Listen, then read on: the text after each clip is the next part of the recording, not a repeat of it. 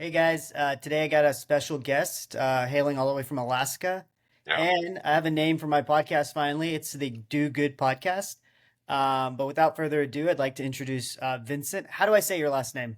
It's Vina.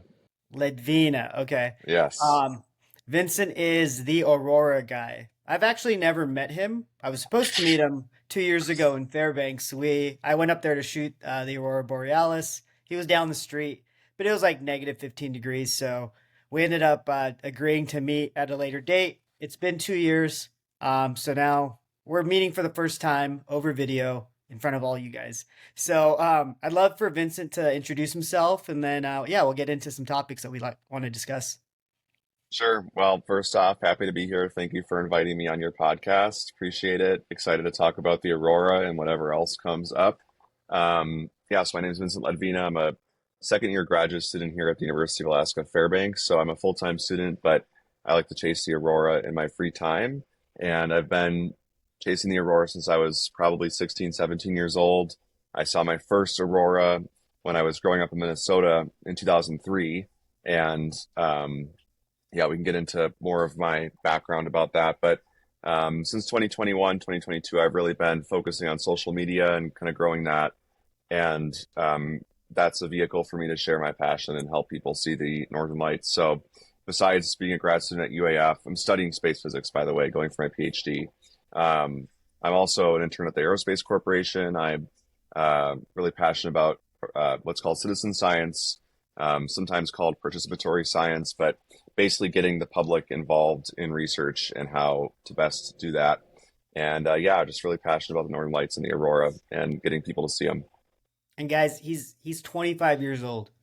I'm He's 25. 25 years old, and he's doing all this. For context, at 25, I think I was a college dropout snowboarding and having fun. But what really interested me in Vincent's story and the reason we connected, and I think really are having this conversation is I really like how he approaches science. I think there's a truthfulness to what he does. For context, I'm a marketer. I've been doing this for 12 years, but um, I got into photography as like a escape from the monotony of marketing and all that comes along with it. And I 10 years ago would go out into the middle of nowhere and just shoot photos. There were no resources back then. You'd have to go on YouTube or you'd have to like research on your own. And the photos obviously there's a big learning curve. But I think what's beautiful now is with people like Vincent and a lot of creators, they're just so willing to share their journey and really help others out. So I actually started off in marketing and did photography. You see guys like Vincent who are photographers and physicists and studying and learning marketing on the go. So I think there's a lot of there's a lot of complementary like help that we give each other. Basically, like we're a really good community in photography community Hmm. for lack of better words.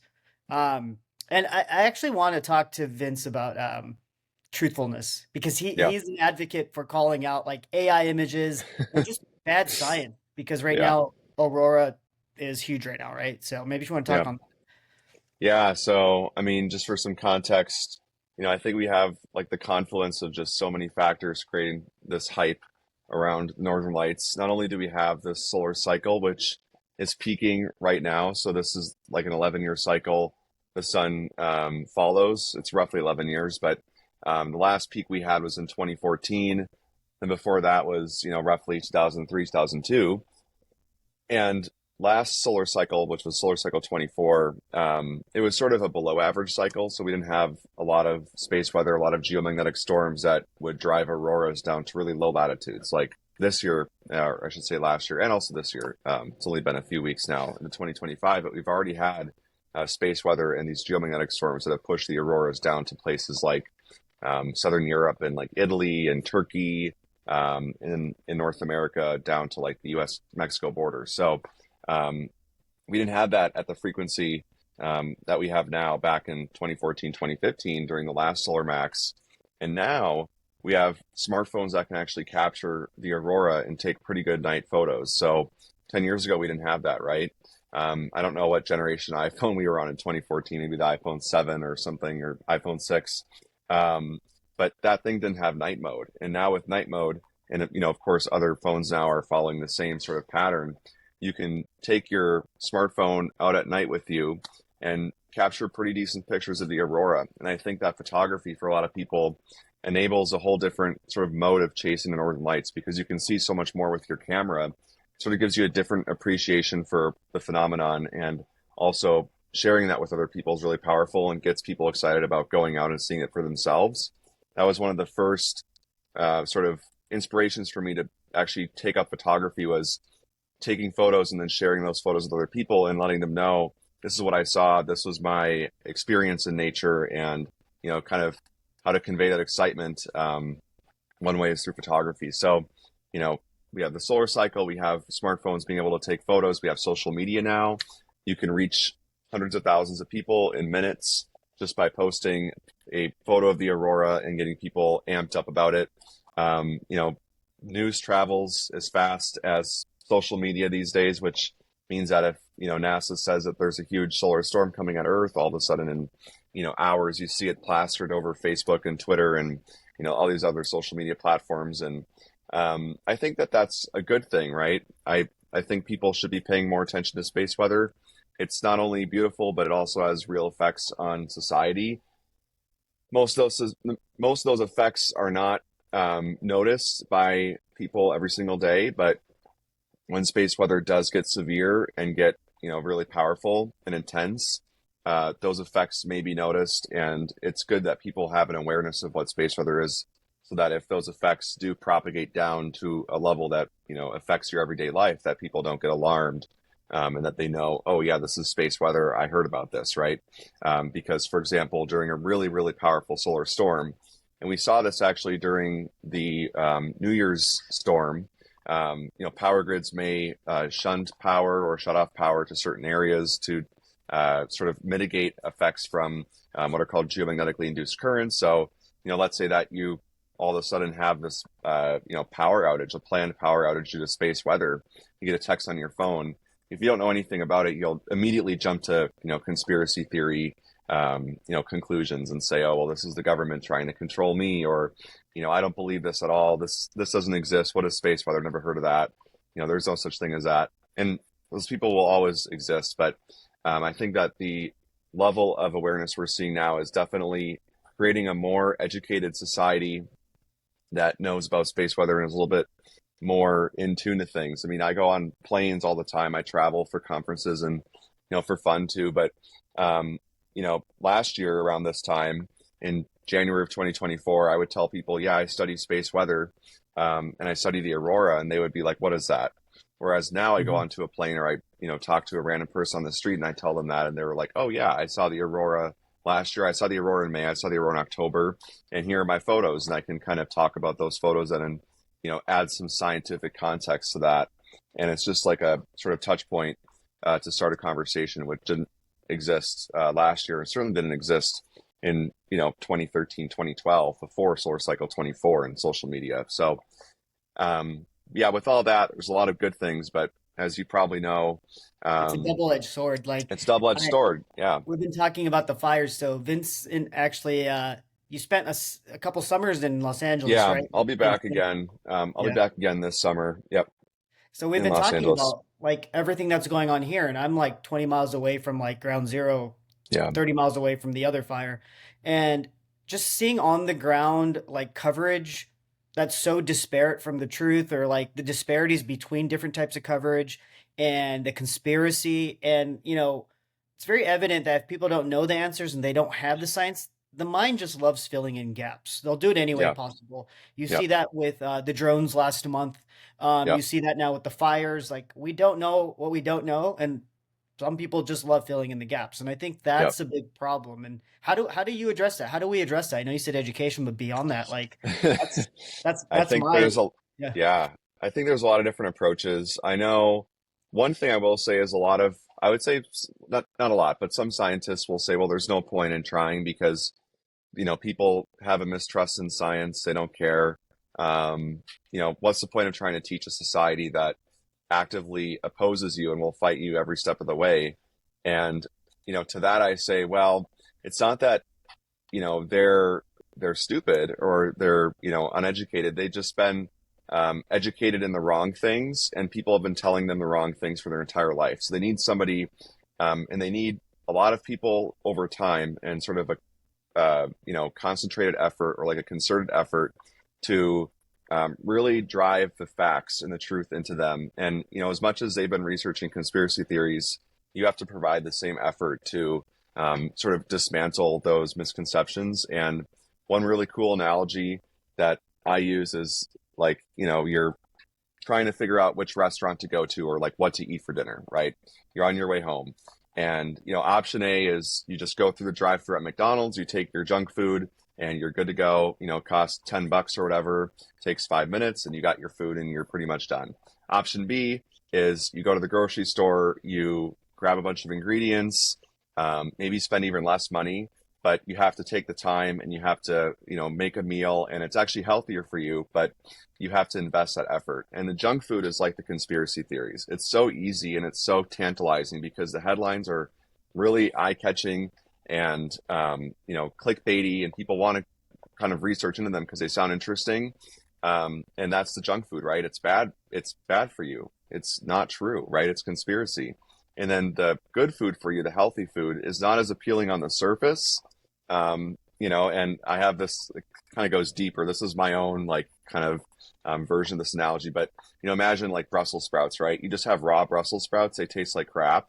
But if you fry them up with butter and olive oil and garlic or whatever, now they taste really good. But it's still Brussels sprouts, it's still healthy. So, scientists have to take the truth, which often lies in, kind of in the weeds. You have to go digging for it and somehow make that and wrap it up into this, news article or resource that is still appealing to people and still gets the same traction that the clickbaity conspiracy theories do. So we have to somehow take the truth and make it more appealing, without losing the truth. So I think that's also tough too, is that people take, 1 ounce or grain of truth in an article or in a current event, and then they use that as sort of, ammo to say, well, I'm not spreading a conspiracy theory because look at, I mean, all the stuff I'm saying is true, but just the context and the subtext of how they're doing it implies certain things too. Like, and we see that all the time with space weather, is that people will just take these blanket statements or these matter of fact statements and, post them online on Twitter or Facebook or whatever. And it's usually, news, Sensationalism. yeah, it's just sensationalized, right? And like, the actual content is technically not true, but there's no context provided. There's no background. People have no idea what they're talking about. So like, just recently there was this coronal hole. Well, there Oh is a yeah, coronal I hole saw right you now, wrote but about that. Yeah. yeah, and I just got mad because I think it was like Disclosed TV, who I've never heard of, but they have no, they don't post about space weather. Like, that's not their thing. But all of a sudden they're sharing this thing about the coronal hole, and they took a statement from NASA.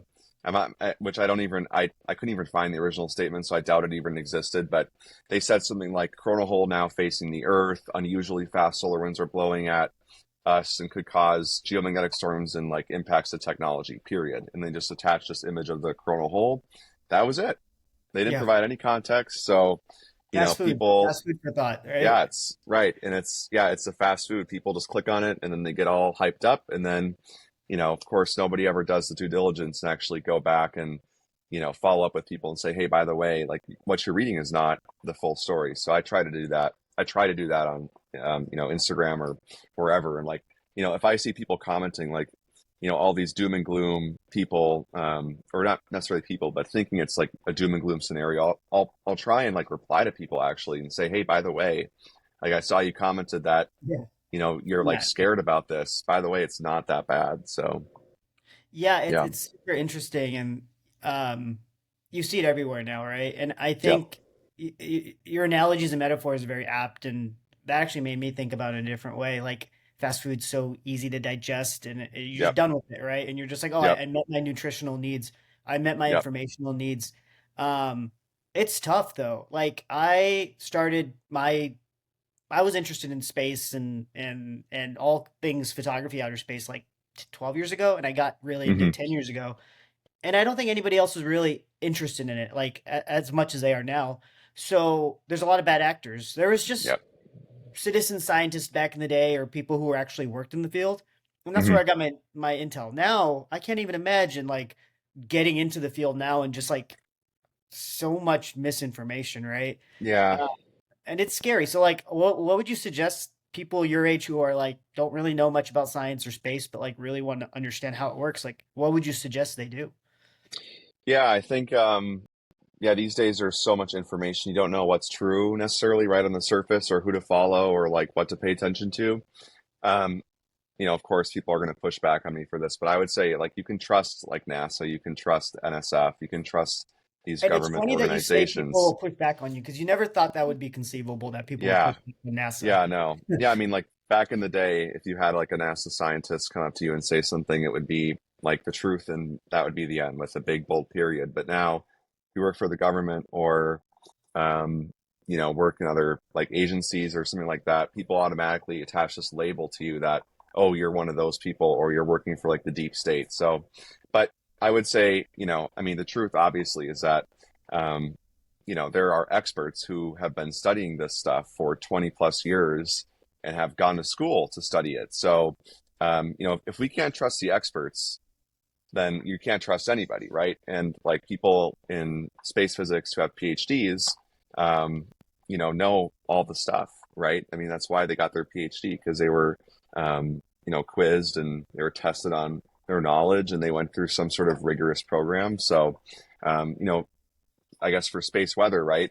Don't just go on YouTube and search up what is space weather and click on some random YouTube channel that looks like it has a lot of subscribers because just because they have a lot of following doesn't mean that they're really telling the truth. I mean, people gain numbers and grow their accounts through misinformation and lying about things just for the sake of causing some sort of shock value and grabbing people's attention. So oftentimes the truth is sometimes pretty boring.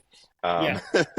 And that's the Yeah. thing too, is like not everything is this huge story either. Like this coronal hole, for example, that is happening now, it's not a huge story. And that's why I didn't say anything about it. So sometimes people say, well, why didn't you report on it when all these other people are saying stuff? And it's like, well, because I didn't think it was worth making a whole post about it because it happens all the time. I mean, it's like, yeah, sometimes people make mountains out of molehills, and usually the truth is not this like grand reveal. It's more just like, yeah, this is just how the world works, and Yeah, even the people know moonrise, about this. Yeah, even the moonrise now, there's like since like it's just like the moon's rising. It and they call it like the wolf moon or the harvest moon. It's yeah, always been that. But yeah, now these like now the moon rising is like a viral sensation and it happens every month, yeah, right? And it's like yeah. It's supermoon. weird. It's like yeah, it's like minusculely bigger. It's Yeah, just a phrase they use because it's a yep, term of art, science, right? yep, yep. Um and I know you have a lot of resources, and I'll share under the on the description of the YouTube link all your resources, and I think they're Cool. super valuable, and I think you should continue doing that because um, I actually help a lot of people. So I help a number of people in the news media transition their content from like say like MSNBC, CNN, Fox News Yep. onto digital platforms now. And you never thought that would be the case, but there is this weird trend towards not trusting authority or TV or anything. So everybody has their own podcast now. So as Yep. opposed to just saying listen to the news or read a book, I think it's smart for people like you and the authorities to start their own podcast because that's the only way you're going to reach people now because everybody Yeah. has it in their head now that the news is bad, that reading Yeah. books is bad. So you just have to adapt, and I think that's another lesson that people are learning like the hard Yeah. way. Yeah. Yep. Yeah. And I totally agree. I gave a talk. Well, it was in 2023, but it was in the summer. So yeah, a year and a half ago, and it was to a room of like 500 scientists at this meeting called CEDAR, Coupling Energetics and Dynamics of the Upper Atmosphere. Um, Oh man, and that's a yeah, mouthful. it's a huge acronym. Anyways, it's a study of the ionosphere, the thermosphere, these like upper atmospheric regions. Really brilliant scientists, but this is an area where headlines get made, right? Like Starlink, deorbits or like re-enters unexpectedly because of a geomagnetic storm, or this is also the region where the auroras created and things like that. And it's not necessarily as right with misinformation as other fields for sure, like climate change, right? I mean, that is such a huge pain point for scientists is like how to combat misinformation. So, I think and you see all the time on social media these scientists who are doing kind of what I do and or what I try to do, and that is like to dialogue with the public and create resources for people, kind of go not necessarily off the rails, but like do their own independent thing and use their expertise for for good and teach people what really matters. So I talked to these people at this conference and I said, hey, I think it's not just a cool thing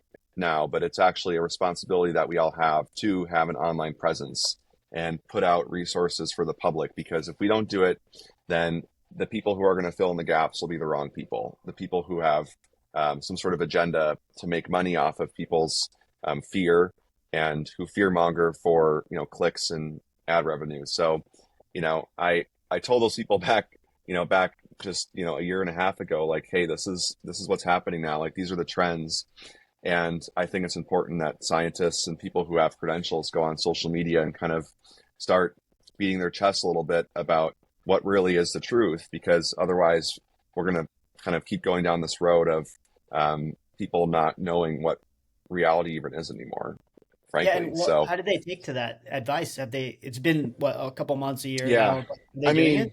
mean, I think a lot of older folks for sure are kind of push back on that because they don't have social media at all, right? So Yeah. I just tell them like post on LinkedIn, just make some sort of like there's this app called or I guess platform called ResearchGate, which Hmm. is like kind of a platform for researchers to discover, because not only is it just communicating with the public, but it's also researchers communicating with other researchers. Sometimes we don't even know what our own community is doing. So it's just a matter of being more transparent and communicating, making our ideas more widely shared and visible to other people. So I'm not sure what the older generation is doing, and I mean, obviously, the perfect solution would be everybody should just, if they have free time, should go on like Twitter or Facebook or Instagram or whatever and start posting and just kind of being aware of what the dialogue is. Because also too, you know, a lot of scientists who are funded by NASA or NSF grants, that money comes from taxpayers. So I think there's not only an incentive then to include these sort of educational efforts in proposals. NSF has something called broader impacts, but also just knowing like, you could argue then if you have an idea of what the public knowledge about your subject is, you could argue in your proposal, hey, we're going to be targeting this scientific question because people don't know what it is, and we want to, create this paper, and then we're going to start this little mini series on YouTube where we're going to do a whole deep dive into our study, and we're going to, provide some context with like a, 10-part sort of like educational series, things like that. So, I mean, there's a lot of different avenues I think that like the hardcore scientific community can take, but I think young people who are already on social media should just really try.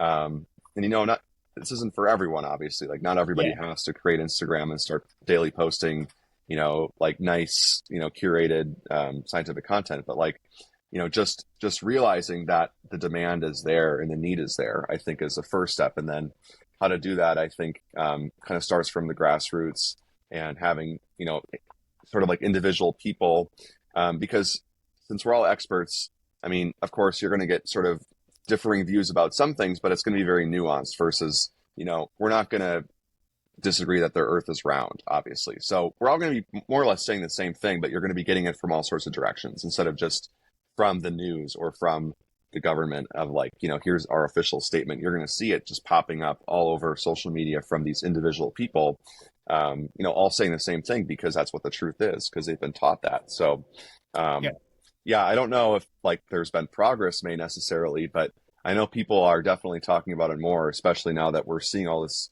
activity in the aurora and solar cycle and space weather. So, Yeah, and I think there's a lot of opportunity now. I know it's tough being young. I mean, I'm an elder yeah. millennial, and when I graduated uh college, I went to law school. I actually dropped out. I was in a ton of debt. I like got the first marketing job I could, and I was able to crawl my way out of it. I think now with Hmm. automation and all these things happening, it's very confusing, but there's also Yeah. tons of opportunity. Yeah. Like you said, you could start your own brand. That wasn't something that you could do back in the day. And I know Yeah. it takes a lot of you need to have certain personality, but it's doable. Yeah. Um, I don't want to take up too much of your time because I know you have a lot of Aurora tours going on. you're helping people tonight. But I do have a couple more questions. Yeah. So what are you aspiring to do after your PhD? Oh, that's a good question. Yeah, Yeah, probably so get I it all the have time. like I have like 4 years left. Well, three actually, but so I have to pass some tests this coming summer, which will make me like a candidate, and then I can continue doing the research. So I'm in class right now, so I'm like full time in classes. And then once I graduate, I have I don't want to say a job lined up, but there's definitely an opportunity for me to work where I'm interning right now, which is at this aerospace company. And that's, kind of doing a lot of interesting things, including not only fundamental research, but the applied side of space weather, which is like, just like one case example is, let's say that there are, weapons in space, right? Like, how do we kind of manage that? Like, how do we kind of reconcile the fact that the next world war is going to partly take place in space, and there's anti-satellite, warfare going on, and space matters a lot now, right? We have Starlink. We have the ability to deploy like internet. If like internet goes down, we can sort of rearrange assets like that in space, and so that space weather affects all that, right? If you have and one thing actually is the aurora itself, because I study the aurora, so it's really beautiful. It's awesome. It's great. There's a whole or tourism Yeah. industry attached to that, but there's also the fundamental science, which, like right now, I'm trying to answer this question: why do these auroral beads, which you see on these auroral arcs right before the aurora explodes, like why do these beads appear? It's a very fundamental, kind of narrowly focused, niche scientific question, but um, you know, from an operational perspective and a more practical perspective, aurora appears as like radar signatures.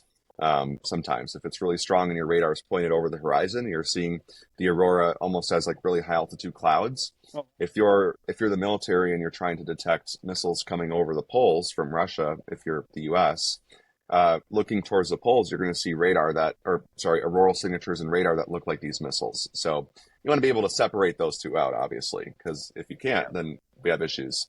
And aurora also affects signals, trying to travel through them. So I kind of want to do more applied stuff. I think when I graduate, like I want to stay in the field and like do um, kind of go on that sciencey track.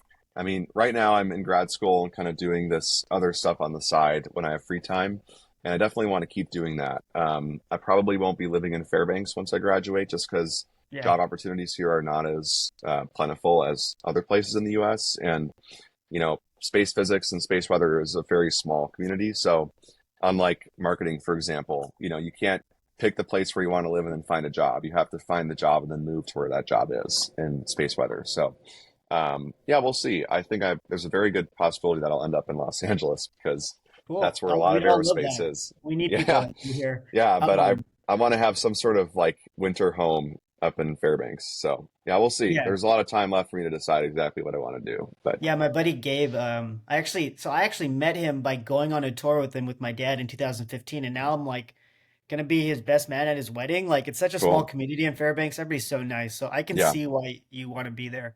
But yeah, final question, or not final question, final segment. yeah. I love seeing your journey, and it's really cool that I've been following your journey for like what 3 4 years now, and then to finally see what you eventually do, it's like a whole like narrative arc that like we're all following. So like yeah, keep sharing. I think that's Thank you. the best.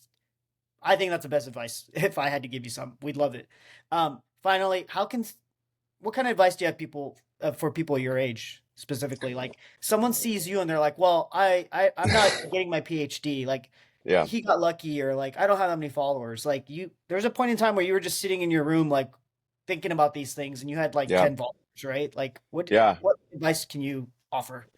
Yeah, I mean, to somebody who's, trying to figure stuff out, I mean, it really goes down to like the raw basics is, what are you passionate about? What do you like to do in your free time? Who are you as a person? What makes you happy? And then, if you want to share that with people, you should do that. I think if you're really happy about something, if you really like to do it, and, you don't have to create social media either. Like there's tons Yeah, of Aurora chasers who are more passionate even than I am about this stuff, but are totally off the grid, and that's completely fine. And it's like their own personal sort of journey. But I really like sharing with people and getting people excited about what I do because I want them to feel the same way that I do when I see the aurora. I want to see their reaction. I want to see how it affects them. So, um, yeah, nowadays it's very simple. I mean, if you're passionate about something, I think that that really shows through, regardless of, what you look like and like how you post on social media. Like, obviously there's a science and there's techniques and nuance to everything, right? If you're trying to be successful in a field, you have to do some sort of research. But if you're passionate and you're motivated, I think that's going to go way farther than, knowing exactly what hour to post your Instagram post, or, Yeah, whether you exactly. boldface or italicize your call to action in your email. Like that stuff does not matter. What matters is, Guys, showing people he's that. gonna take my job, guys. Look at this, marketer and Yeah, I physicist. mean, I think that that's gone a long ways for me. I mean, um, yeah, I don't put on a show. Like it's just who I am. So I think what you're saying is authenticity matters, yeah, and authenticity, exactly. yeah. How can people reach out to you? I know there's gonna be people with questions. I know your Yeah, inbox is like flooded. Sometimes he doesn't well, respond to me. yeah, Yeah. it's bad. People should just email me if they have anything. Yeah, don't use social media because that stuff gets clogged up really easily, Mhm. especially during Aurora season. People just have tons of questions, which is great, but I'm one person, so it takes me some time to sift through everything. But yeah, my email is right on my website, which is theauroraguy.com. So if you go to I'll that share it site, on the description as sweet. well. Yep, you can just I send me will an say email. he's super responsive and he's always helped people out. I've heard only good things about Vincent, and one day That's we good. will meet in person. For Yeah. now, we'll Well, stick to I'll be back video. down in Los Angeles, so I'll see you this summer. Yeah, I can't wait. Well, thank you for your time, and can't wait to see what you take tonight in terms of photos. Yeah, thank you. All right, thanks, guys.